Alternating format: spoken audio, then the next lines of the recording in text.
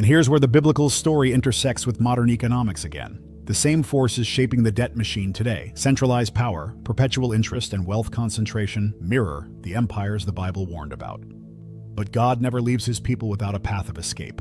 Even in a world built on debt that can't be repaid, he offers principles that flip the system upside down. And the next revelation shows exactly how believers can rise above this machinery and build wealth in ways the system can't stop.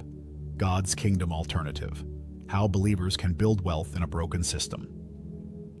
He always tells believers that God never expected them to thrive by depending on the same system that keeps the world trapped.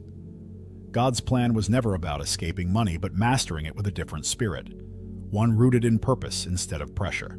Jesus said in Matthew 6:24 that no one can serve both God and mammon, not because money is evil, but because misplaced allegiance is destructive.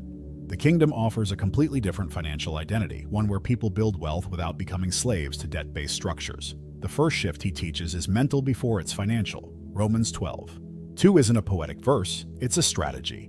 Do not conform to the pattern of this world, but be transformed by the renewing of your mind. The world's pattern says to borrow first and think later.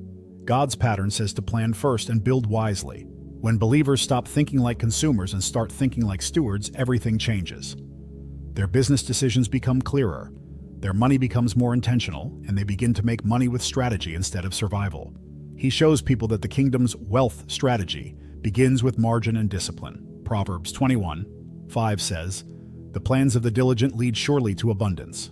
He often encourages people to start simple, build an emergency fund, avoid impulsive debt, and invest consistently, even if it's small. For example, instead of chasing risky shortcuts, they can start with solid assets. ETFs like VOO or SCHD, dividend stocks like Johnson & Johnson or REITs that generate passive income.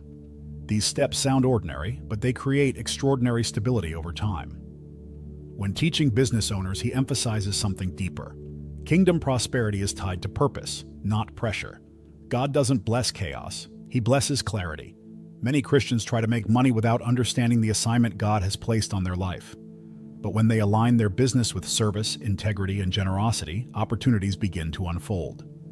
He suggests books like Business by the Book or Your Money Counts to help believers bridge faith and financial intelligence. Faith is not a replacement for wisdom. It's the catalyst for it. He also reminds believers that generosity isn't optional. It's a kingdom weapon. Proverbs 11:25 says, "The generous will prosper." Giving resets the heart, breaks greed, and redirects money back into purpose.